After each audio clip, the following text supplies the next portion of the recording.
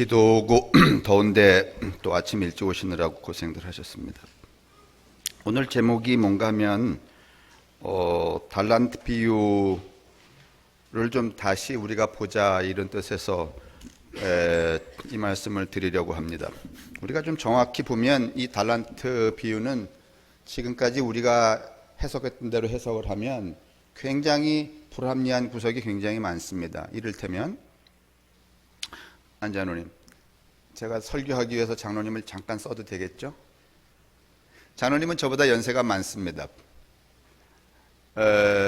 나이도 많으시고 또 사회적인 진폭도 그렇게 저만큼은 뭐 장로님 나름대로 있으시지만 저만큼은 크지 않습니다. 그런데 이제 하나님이 아니고 주인이 내가 이 허태수하고 안박순에게 좀 뭘 맡겨갖고서는 이자를 좀 받아야 되겠다. 맡긴 것에 대한 그걸 남기는 것을 좀 통하여서 내가 좀 이득을 봐야 되겠다. 그런 주인이 있다고 합시다. 그러면 안장로님하고 저한테 주인이 뭘 돈이든지 뭘 맡길 때에 누구한테 더 많이 맡기겠어요? 예를 들면 5달란트, 2달란트, 1달란트 있는데 5달란트를 누구에게 줄까? 모르겠어요? 아니, 안장로님하고 저한테 어떤 사람이 이 사람들한테 돈을 맡겨서 내가 좀 이득을 더 취해봐야 되겠다라고 생각을 했다는 거예요. 그래서 돈을 맡길 때 여러분이 답을 빨리 하셨으면 제가 목소리가 안 높아지는데 이게 지금 제가 그래서 장로님께 양해를 구하고 지금 이 비유로 쓰겠다고 장로님을 좀 쓰겠다고 그랬단 말이죠. 연세도 많고 저는 그래도 저도 60은 지났지만은 그래도 장로님보다는 나이가 덜하고 돈을 맡겨서 누구한테 맡기는 게 더 많이 벌 것 같아요. 그 왜 답을 간단하게 하면 되지 이렇게 2번 하게 만들어? 그러면 5달란트, 2달란트, 1달란트를 맡기는데 저한테는 몇 달란트?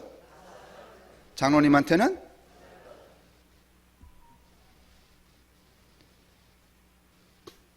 그러면 당연히 5달란트 받은 제가 더 많이 남길 가능성이 있어요, 없어요? 장로님은? 없죠? 하나님이 과연 이러신 분이야? 만약에 그 중에 또 한 명을 끼워서 성령씨를 끼웠다고 합시다. 그러면 성령씨는 1달란트 주었을 게 분명하죠? 그렇죠?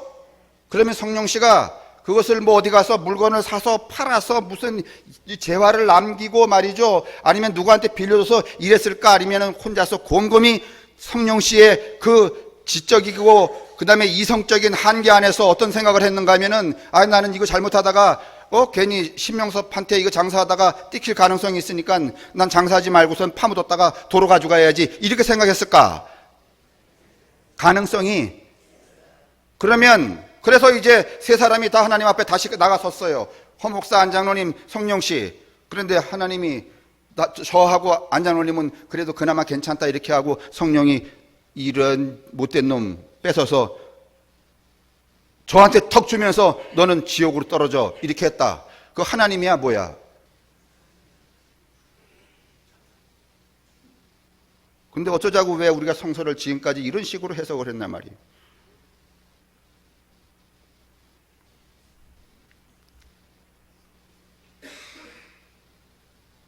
이렇게 하면 안 되는 거죠? 안 되는 거죠? 여러분, 우리가 천국의 비유거나 예수님의 삶을 보면 그분은 낮은 사람을 높이고 높인 사람을 낮춰서 평균하여 하늘로 보내시는 하나님의 나라를 세우시고 하나님 나라의 사람들을 정하시는 분이시란 말이죠. 그것이 우리 주인의 정신이에요.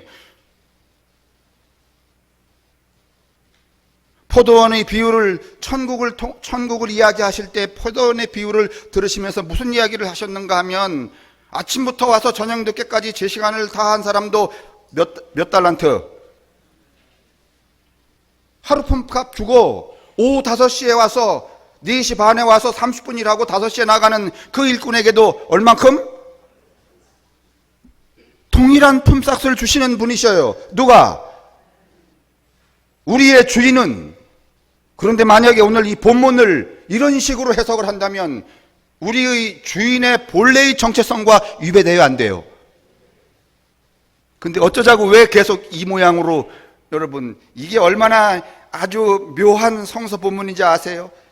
이 본문을 이런 식으로 해석을 하니까 이제 이렇게 이제 풀어먹는 거야. 뭔가 하면 저도 요즘은 그런 거 없지만은 전에 이제 제가 교회에서 누구에겐가 무슨 남선교회장 여선교회장 시키려면은 빼요 안 빼요? 아니 덥석 예 제가 하겠습니다 그래요? 아니면은 뭐 어쩌고 저쩌고. 그러면 그때 목회자가 할 수 있는 가장 강력한 이 요구 기제는 뭔가 하면은 당신에게 그런 달란트가 있으니 그 달란트를 네가 받아서 남기지 않으면 어떻게 할 거라는 거야? 혼날 거라는 거야. 그렇게 썼어요 안 썼어요? 뭐 이런 유사한 상품이 엄청나게 많아. 이건 또 역으로 사용돼요. 당신 뭐 좀 이렇게 맡아서 봉사를 하셔라. 그러면 어떻게 또 그 본인 해석을 하면, 목사님 저는 그런 달란트가? 이게 뭐 소가 붙이면 소꼴이고 무슨 돼지가 붙이면 돼지꼴이야. 여러분 기독교 이런 거 아니에요. 이런 게 아니라는, 이런 문제가 유발될 수 있다는, 더군다나 오늘 여러분과 제가 살고 있는 이 소위 말하면 삶의 양식, 그 다음에 권력의 구조, 그 다음에 이 경제적인 이 소위 말하면 층화가 져 있는 이 사회에서 오늘 이 성서 본문을 이런 식으로 여러분 해석을 하게 될 것 같으면 이거는 뭐 완전히 우리 예수 그리스도의 정신에 위배됩니다. 이제 제가 뭐 구구하게 설명을 드릴 필요는 없지만은 제가 전에 이제 여러분 기억나시는지 모르지만 이제 유대인들은 본래 율법이라고 하는 모세오경이라는 율법을 가지고 있었죠. 근데 그 율법이 함축적인 언어, 그 다음에 오래된 언어로 되어 있었기 때문에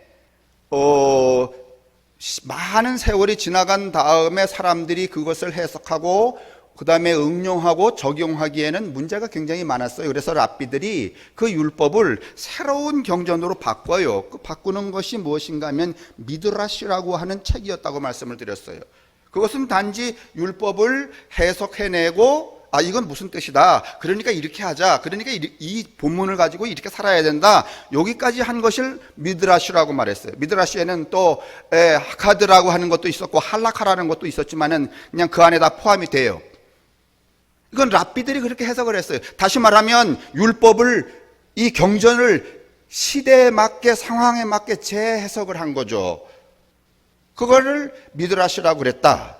기억나시는 분이 있을지 모르지만, 그런데 이 미드라시는 해석과 응용과 적용은 어디까지만 유통이 됐는가 하면은 이스라엘 백성들이 바벨론 포로로 잡혀가는 그 BC 4세기 그 근방까지만 이제 통용이 되고, 바벨론 포로에서 잡혔다가 돌아온 다음에 이 이스라엘 백성들은, 지도자들은 무슨 생각을 하게 되는가 하면 그냥 율법을 해석하고 응용하고 적용할 뿐만 아니라 이 율법을 잘 전달해야 되겠다라고 하는 생각을 또 가져요. 그래서 전달의 의미로 이 미드라시라고 하는 응용된 책을 또 응용을 하는데 그것을 뭐라고 말하는가 하면 미슈나였다고 말씀을 드렸어요.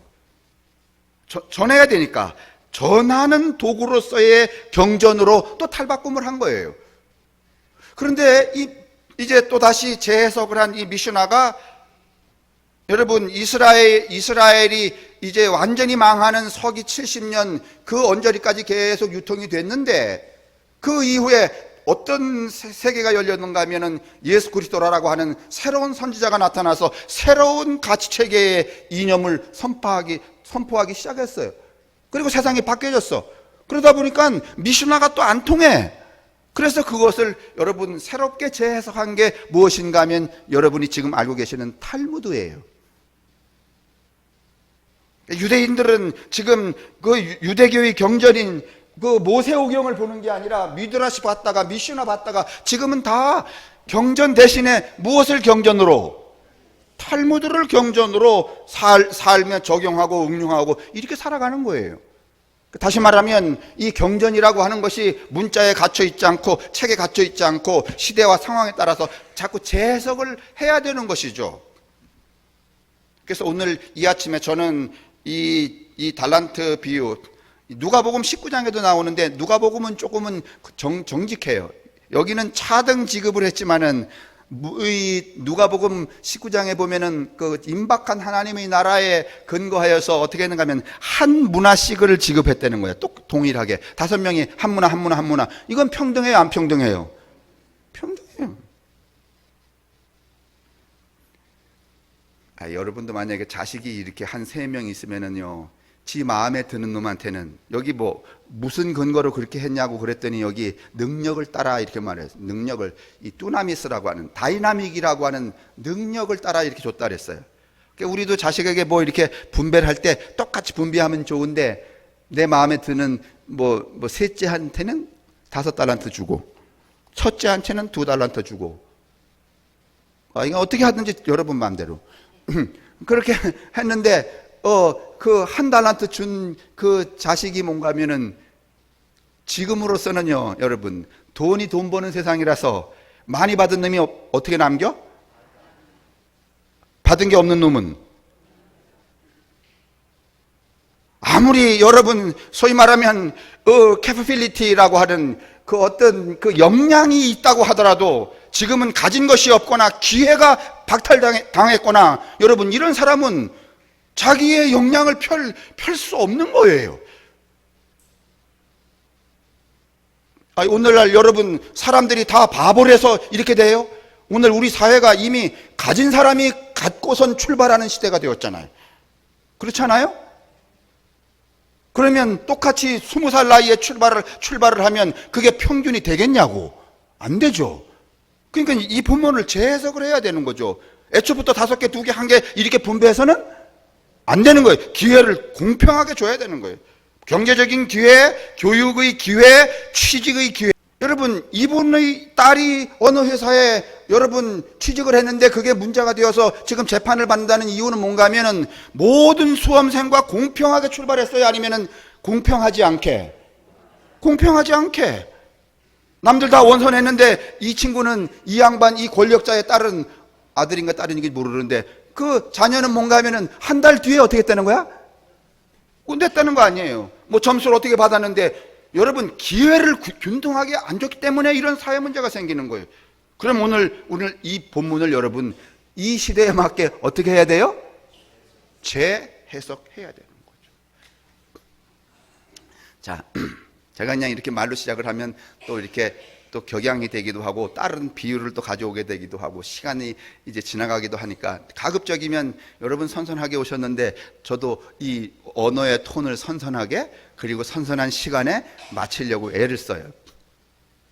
이게 제가 여러분에게 해드릴 수 있는 최대한인가 보다 싶어서. 그러니 여러분 좀 불편하시더라도 주보를 좀 열어주세요.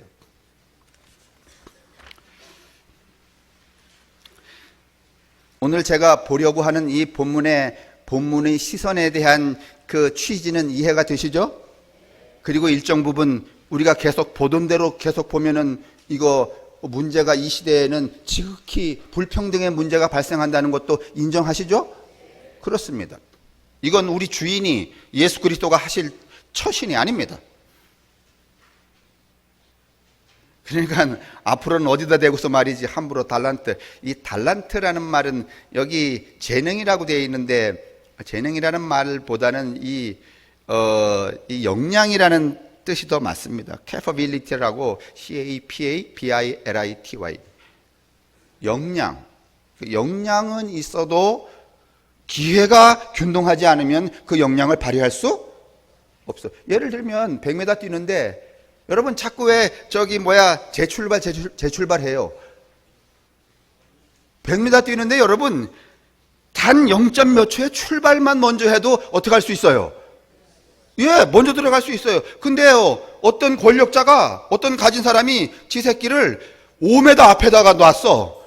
다른 사람은 다 어디다 띄우고? 뒤에다 두고 그래서 총 쐈어. 그러면 그게 균등한 거야, 안 균등한 거야? 뒤에서 출발하는 사람이 역량이 있어도 여러분 결승전에 동일하게 여러분 자기 역량을 발휘할 수 있어요? 아니면 못해? 못해. 뭐 그런다든가 아니면은 또 짰어. 5명이 뛰는데 4놈이 짜갖고서는 제가 제일 잘 달리니까 우리가 짜고 달리는 저놈의 발을 어떻게 하자? 걸자. 뭐 이런 식으로 하면 안 되는 거예요. 맞죠? 근데 지금 우리 사회가 그 꼴이야, 안 그 꼴이야? 근데 그 꼴인데 이 꼴로다가 계속 해석하면 돼갔어요. 그러니까 교회가 자꾸 망하는 거지. 자, 보세요. 우리는 오늘 소위 달란트 비유를 새로운 관점에서 보려고 합니다. 제가 서원 드렸어요. 일반적으로 교회 강단에서는 지금까지 이 비유를 두고 사람은 저마다 타고난 재능이 있는데 그것을 잘 개발해서 발휘하는 것과 그렇지 못한 것이 어떤 차이를 낳게 되는지를, 그러니까 어떻든지 남기려는 거야. 자본주의 사회의 논리에 부합하는 지극히 상식적인 이야기라고 그렇게 설교해왔고 여러분 들어오셨습니다.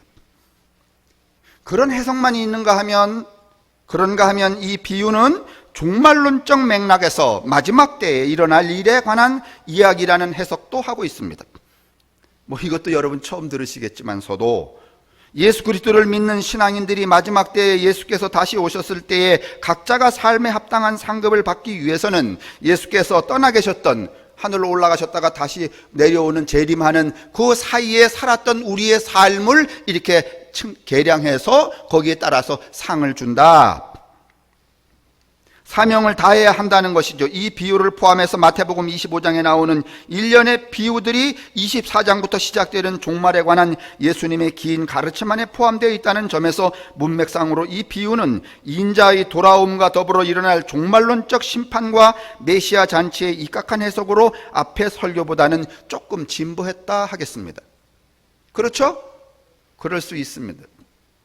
이거는 뭐 우리가 일상에서 말이지, 뭐 너 열심히 교회 생활 열심히 해서 말이지, 그 능력을 내가 맡긴 일 그게 너의 달란트니까 그거 열심히 하면은 말이지, 뭐 개털번거지 안 쓰고 그 뭐야, 황금면류관. 여러분 하늘에서 누구는 황금면류관 쓰고 누구는 개털번거지 쓰면 그건 하늘나라의 지옥이야. 그 어떻게 그런 유치한 그 발상을 내는지 모르겠어요. 그래서 한동안 많은 교인들이 뭐 쓰려고, 아니 황금면류관 쓸 거면 이 땅에서 쓰고 살지 뭐 천국까지 가.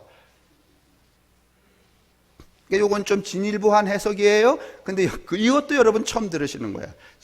일상적인 것에 대한 비유가 아니라 종말론적인 비유다, 이렇게 해석하는 경우도 있어요. 그런데 최근 들어서 한 달란트를 받고 그것을 땅에 묻은 종의 말과 이에 대한 주인의 반응을 중심으로 다른 해석이 등장을 합니다. 다시 말하면 달란트가 돈의 문제가 아니라 하늘나라의 비밀을 아는 것과 연관이 있다는 것이죠. 마태 공동체는, 이게 마태복음에 나오니까 유대 사회로부터 추방을 당했습니다. 요즘은 추방이 뭐 별거가 아닌 것 같지만은 이때 당시에 이 사회 집단으로부터 추방을 당한다는 것은 뭐에 위협을 받는가 하면 생존과 생명의 위협을 급박하게 받는 것과 다를 바가 없기 때문에 추방은 굉장히 무서운 거였어요. 이 사람들은, 이 마태 공동체는 당시 유대 사회에서 생존을 할 수 있는 일거리를 사회가 주질 않았어요. 그래서 저 변방에 가서 따로 살아야 될 만큼 이런 아주 그 위협적인 상황에 처해져 있는 사람들이에요. 그런 사람들에게 5달란트 맡겨주고선 5달란트 남겨라. 여러분, 그게 가능한 거야, 안 가능한 거야? 다시 말하면 누군가를 쫓아내갖고선 저 소양강 다리 밑에 가 살아요. 근데 이 사람은 뭔가 하면 누가 인간 대접도 해주지 않고 관계도 맺지 않아요. 그냥 배제를 하고 있어요. 근데 그 사람한테 5달란트 떡 맡겨놓고서는 너 남겨, 그러면 어디 가서 남기냐고. 그 말이 안 되는 소리라는 거죠. 마태 공동체는 유대 사회로부터 추방을 당했습니다. 유대 공동체로부터 폭력적으로 축출된 자신들의 상처받은 정체성을 옹호하려고 돈을 벌어야 한다든가 능력을 발휘해야 한다는 말을 하는 게 아니라 그런 삶의 목표를 가질 수 없는 형편이기 때문에 자신들의 불우한 사회적 상황과 마주할수록 더욱더 하나님 나라 운동에 매진해야만 한다는 정체성과 당위성을 피력하고 있다는 말입니다. 세상에서 쫓겨났으니까 우리가 주님 곧 오실 테니 무엇을 더 열심히 하자. 어차피 여기서 죽을 바에야 저기서 죽을 바에야 뭔가 하면 하나님 나라 운동에 우리의 모든 것을 더 투신하자. 그런 측면으로 오늘 이 본문을 해석하기도 한다는 말입니다. 그들은 종말론적 신앙 안에서 지금은 유대 사회로부터 추방을 당하고 박해를 받지만은 마태 공동체가 그럼에도 하나님 나라의 확장을 위해 집중해 살면, 왜냐하면 주님이 가실 때 뭐라고 말하는가 하면 내가 곧 다시 오리라 이렇게 말했고, 그가 이루려고 했던 것이 하나님의 나라였으니까 돈 벌고 이거는 지금 이들의 처지에도 맞지 않아요. 가능성도 없어요. 그러니 그거 비록 그런 상황에서 쫓겨났다고 할지라도 우리는 지금 전심으로 무엇을 추구할 수 있다? 하나님의 나라를 추구할 수는 있지 않겠는가? 그래서 5달란트 남긴 사람과 2달란트 남긴 사람은 뭐를 열심히 추구한 사람이야? 세상과 하나님 나라를 끼웃끼웃하지 않고 이쪽을 포기하고 어디에? 하나님 나라를 구하고 전하는 일에만 전념했던 사람들이 5달란트 받고 2달란트 더 받았다는 칭찬 들었다는 거야. 근데 1달란트 남긴 사람은 뭔가 하면은 요쪽 세상에도 좀 살고 말이지, 이렇게 어떻게 해서 말이지 살아볼까, 요런 종자는 뭔가 하면은 내가 쫓겼다는 거예요. 그게 세 번째 해석이에요. 여기까지 이해되시죠? 근데 여러분 가만히 지금 보시면은 지금 우리가 살고 있는 이 시대에 이 세 해석의 해석을 다시 또 해석하여서 적용하기에는 조금 더 무리가 생겨요. 왜냐하면 종말론적으로 이해하기도 좀 어때요? 다시 말하면 뭐 종말론자들처럼 말이지, 무슨 2020년에 뭐 세상이 다 끝나고 예수님이 오신다 그러면 우리도 어디를 포기하고, 어디 포기하고? 세상 다 포기하고 뭐 할 수 있어요? 아니 참 정말 이렇게 가만히 계시다가 정말 끝날 거예요. 2020년이면 너무 멀으니까, 그러면 뭐니까 아직도 그러면 좀 놀다가 하자 이렇게 하실 것 같으니까 올해가 2020년이 멀지도 않네. 언제야? 근데 왜 이렇게 태평하시오? 내년에 세상이 끝난다는데, 그럼 아직도 말이지, 아이고 몇 평짜리 집 살까 말이지, 이거 사갖고 얼마 남길까 말이지, 이 궁리하겠어? 아니면 다 때려치우고 그냥 전심하여서 뭘 추구하겠어? 맞아요? 근데 무슨 뭐 노스트라다무스도 이야기하고 다 그러는데 종말이 온다는 걸 확실히 믿는 분이 있어요? 아니면 안 믿어? 그러니까 이 해석도 적절해, 안 적절해? 적절해요? 아니 종말이 언제 올지도 모르는데 왜 집 팔고 말이지 세상을 포기하고 전심해서 뭐만 하겠어? 하나님 나라만 왜 추구하겠어요, 여러분? 자식 말이지 뭐 좋은 직장에서 더 출세하게 하시고 봉급 많이 받게 해주시고 뭐 이래야 되지 않겠어요? 그러니까 적절하지 않죠. 자, 그래서 이제 3페이지 보세요. 위에서부터 세 번째 단에 그렇다고 우리가 세 번째 종을 비난하면서 상황이 어떻든 하나님의 나라가 되는데 너의 삶을 온전히 바쳐라, 이렇게 저는 설교할 수 없어요. 해석하지도 않아요. 그 이유는 다음과 같습니다. 이제 오늘 이게 제가 보는 시선이에요. 이 본문을 보는 시선. 이것이 제가 이 세상을 읽는 눈이고 이 세상에 적용하려고 하는 성서의 말씀이고 나는 이것이 예수의 정신이다라고 생각을 해요.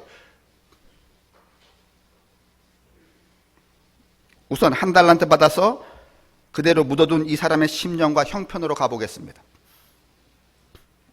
이 종은 단순히 타고난 능력이 부족한 사람이 아니라 능력은 있어. 그런데 열악한 정치적인, 사회적인, 경제적인, 가족적 환경 속에서 다른 종들처럼 주인의 뜻, 곧 받은 달란트를 가지고 재산을 더욱 늘려놓으라는 명령을 단번에 알아차릴 수 있는 그런 지적인 능력이나 감수성이 제대로 길러지지 못한 사람이거나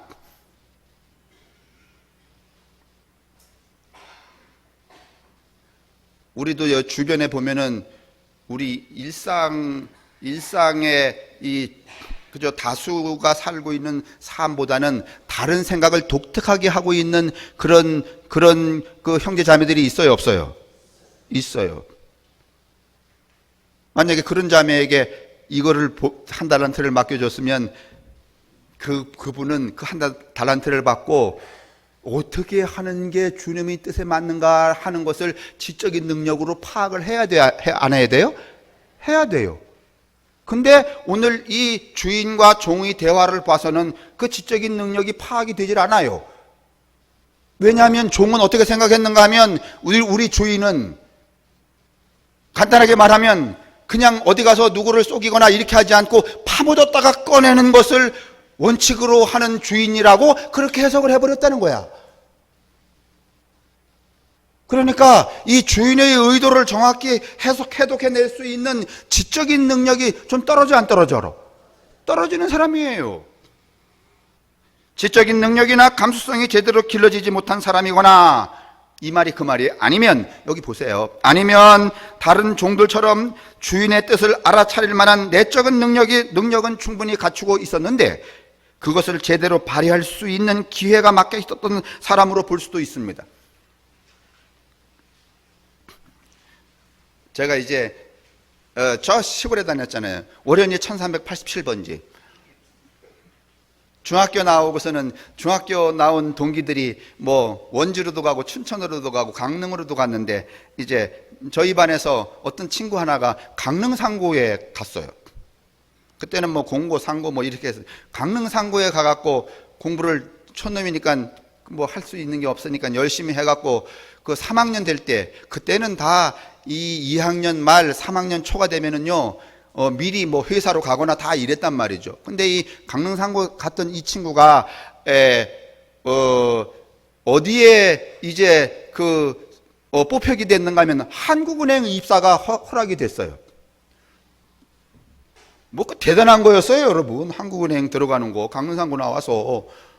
그런데 여러분 그 한국은행 들어가는 입사의 조건 중에 신원보증이 있는데 그 신원보증을 2명이 서야 돼요. 어떤 사람인가 하면 소장급 이상, 별 2. 그 다음에 군수급 이상. 여러분, 그 내 친구 강용덕이가 월연리, 그 아버지가 거기서 말이죠. 에? 팔 하나 가지시고 낚시질 하시고 이러신 분인데 소장이라는 인사를 알 수 있을까 없을까? 군수한테 찾아가 갖고 내 아들이 강릉 상고 가게 됐는데 신원보증 세워달라면 서줄까 안 서줄까? 그러면 한국은행 들어갔을까 안 들어갔을까? 못 들어갔습니다. 능력이 없어서 못 들어간 게 아니에요. 역량이 없어서 못 들어간 게 아니에요. 뭐가 안 돼서? 기회가 안 돼서. 오늘 이 한 달란트 받은 사람이 그런 사람일 수는 없을까요?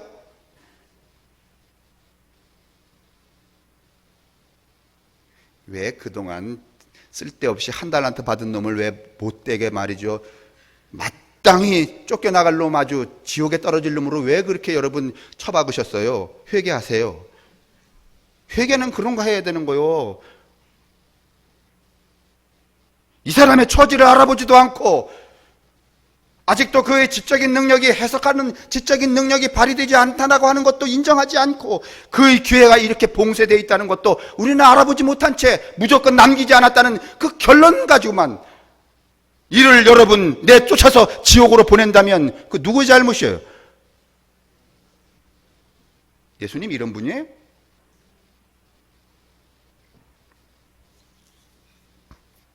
그래서 그 친구 여러분 결국은 못 갔어요. 어떻게 못 간 게 아니라 그 제출 서류 딱 보고서는 일찍이 포기해 버렸어. 왜냐하면 뭐 거의 가능성 1%도 없는 이야기니까. 여러분 그게 어디 제가 중학교 졸업 맞던 1970년대 이야기예요. 지금도 여전히 그런 기회가 봉쇄된 여러분 역량이 있는 사람들이 얼마든지 있어요, 없어요? 있어요. 그러면 그 사람들은 무조건 다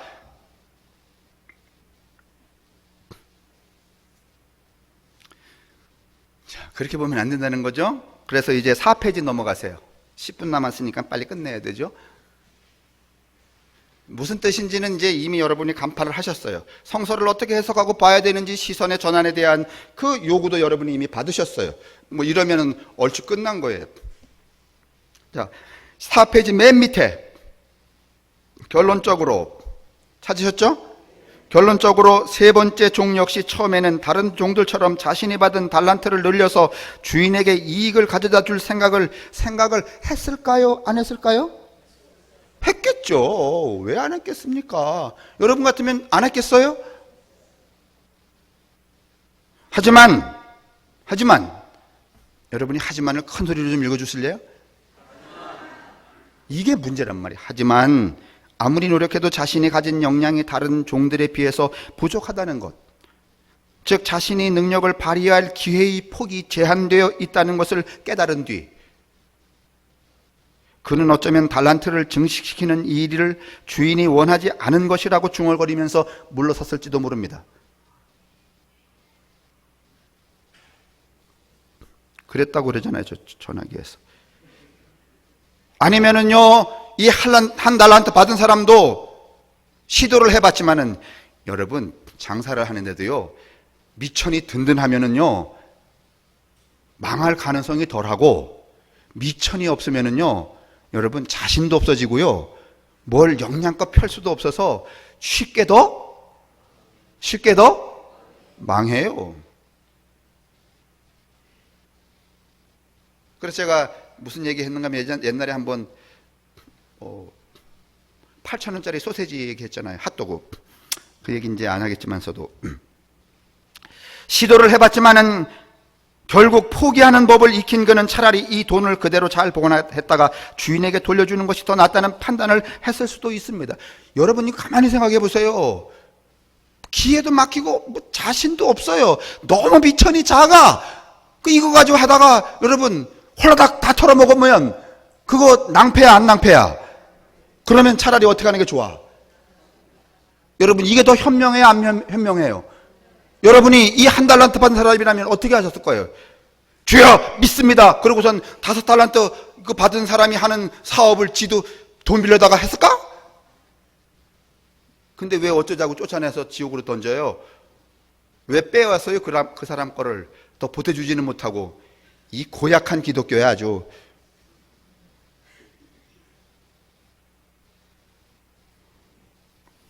괜히 돈을 더 벌려고 투자를 했다가 받은 달란트마저 잃어버릴 수 있기 때문입니다.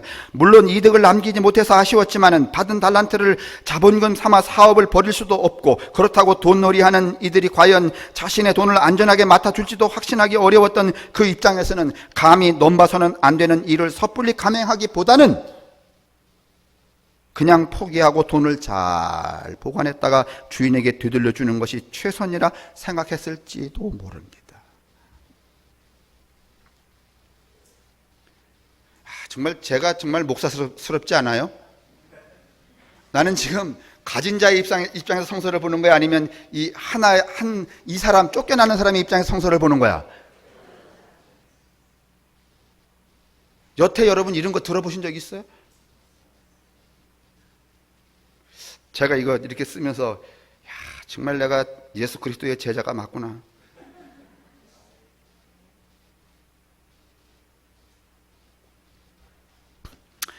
그 다음에 5페이지 두 번째 단에 그럼에도 불구하고 주인은 세 번째 종을 쓸모없다고 책망합니다.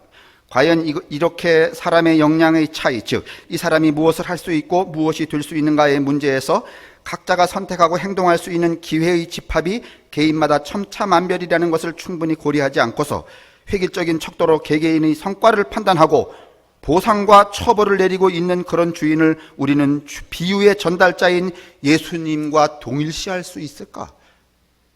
이게 여러분 오늘날까지 내려온 기독교의 가장 큰 패착이에요. 이 주인이 누구라는 거야? 예수라는 거야. 여러분 이런 오해는 진짜 기독교를 나락으로 떨어지게 만드는 거예요.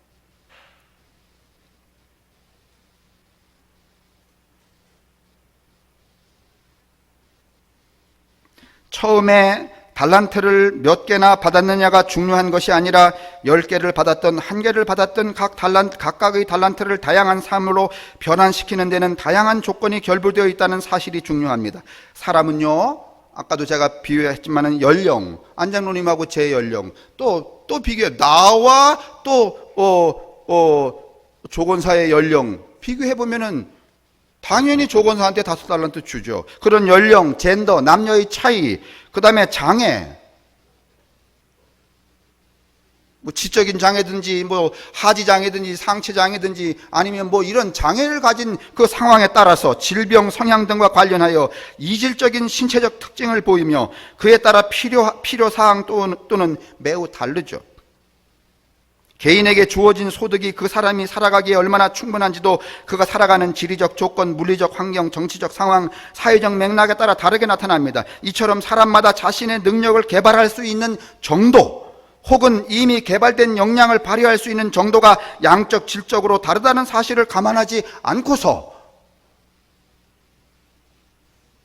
또한 개인에 주어져 있는 기회와 실질적 자유의 한계를 문제시하지 않고서 능력을 단일한 수치의 척도로 남겼냐, 5개 남겼냐, 2개 남겼냐, 이런 식으로 해서는 돼요, 안 돼요? 여러분, 똑같이 5달란트를 우리 늘 말하잖아요. 한 배에서 난 새끼 5도 같대 다르대. 다 다르다는 거 아니야.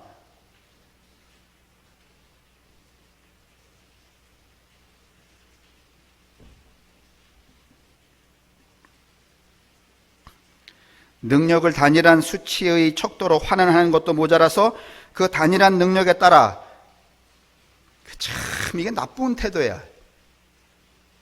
그냥 수치로 사람을 이렇게 재는 것도 나빠서 그 수치의 결과를 따라서 어떤 놈은 더 주고 어떤 놈은 아주 완전히 빼앗아 버리고, 이건 더 나쁜 일이야, 여러분.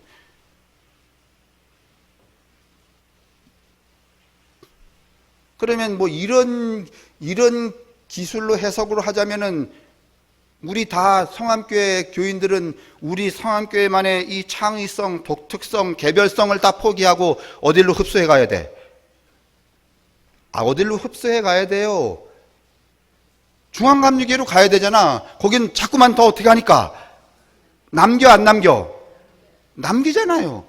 뭐 남기는지 어떻게 하는지는 모르겠지만 하여간 늘어난다는 거예요. 수치가 늘어난다는 거 아니에요. 근데 우리는 수치가 늘어나요? 아니면 그냥 묻었다가 꺼내놔? 그러면 하나님이 우리를 어떻게 해서 이런 후려쳐서 뭔가면 빼앗아서 어디다 줘야 돼? 할렐루야. 뭐 이런 논리가 어디 있냐 말이에요. 이게 왜 그 개별성, 창의성, 독특성을 인정하지 않고 이런 식으로 해석하느냐 말이에요.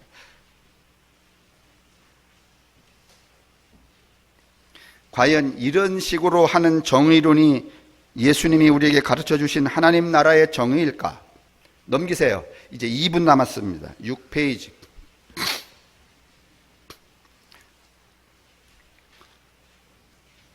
자, 여기까지는 이해가 되세요? 동의는 뭐 하든지 말든지 뭐 여러분 자유야.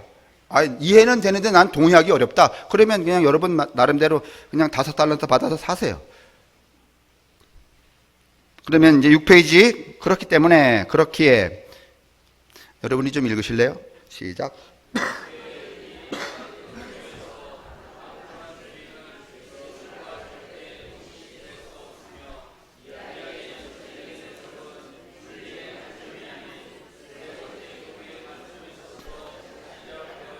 이게 여러분 오늘 이 아침부터 시작하는, 아니 그동안 우리가 구축해온 성함교회 교인들만의 여러분 독특한 시선이라는 사실을 좀 자긍심으로 가지시기를 바랍니다. 다른 사람들은 다 한 달란트 받은 사람, 쫓겨나는 사람의 시선으로 성서를 보지 않습니다. 대부분은 다 몇 달란트? 2달란트보다는 몇 달란트? 5달란트의 시선에서부터 성서를 시작을 하고 거기에 예수를 이렇게 결속시킵니다. 그러나 우리는 그렇게 이해하지 않습니다. 우리는 그런 예수라고 인정하고 싶지 않습니다.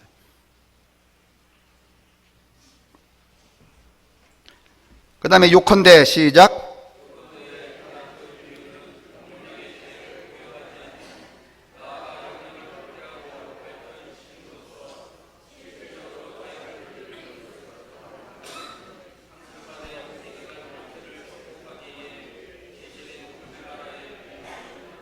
그러니까 무슨 말인가 하면 지금 세상의 가치관이나 오늘 교회에서 이 설파되고 있는 이 해석의 가치관은 무엇인가 하면 늘 어느 입장에 있는가 하면은 5개를 받은 사람의 그 수치적 그 시선에 있다는 말이죠. 그죠? 이게 상식화되어 있어요? 안 돼 있어요? 상식화되어 있어요. 그런데 오늘 우리는 이 비유가 주고자 하는 새로운 해석은 뭔가 하면 이렇게 상식화되어 있어서 가진 사람이 더 많이 갖게 되고 안 가진 사람들이 기회나 상황과 사회적 정치적인 이 상황에 뭔가 하면은 제외된 사람들이 더 도탄에 빠지는 이런 사회 현실 속에서 이런 상식을 어떻게 하는 뒤집어 전복적 비유로 이 말씀을 해석한다. 누가? 우리가. 정말 제가 이제 이걸 쓰면서 야 이쯤 되면은 막 교인들이 막 박수를 치면서 와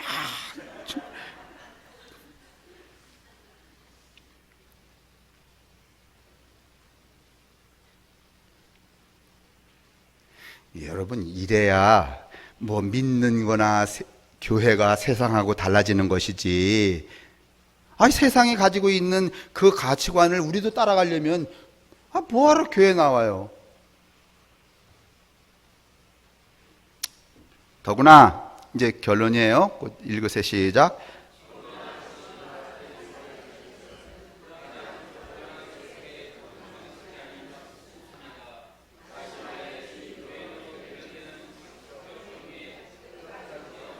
예, 이 시대의 정의는 뭔가 하면은 많이 가진 사람이 어떻게 하는 거?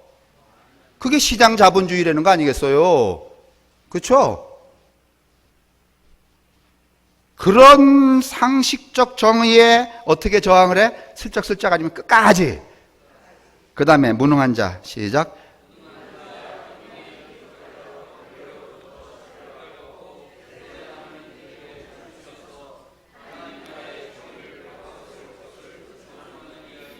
그걸 어떻게 생각하세요? 나는 이렇게 생각해요. 난 이게 오늘 이 시대에 재해석되는 성서라고 저는 봐요. 그것이 곧 시작. 이렇게 돼야 하나님 나라가 되지 않겠어요? 그렇죠? 만약에 이렇게 안 되고 지금 상식적 정의로 계속 가면 하나님의 나라야 아니면 그냥 세상 나라야? 인간이 시작.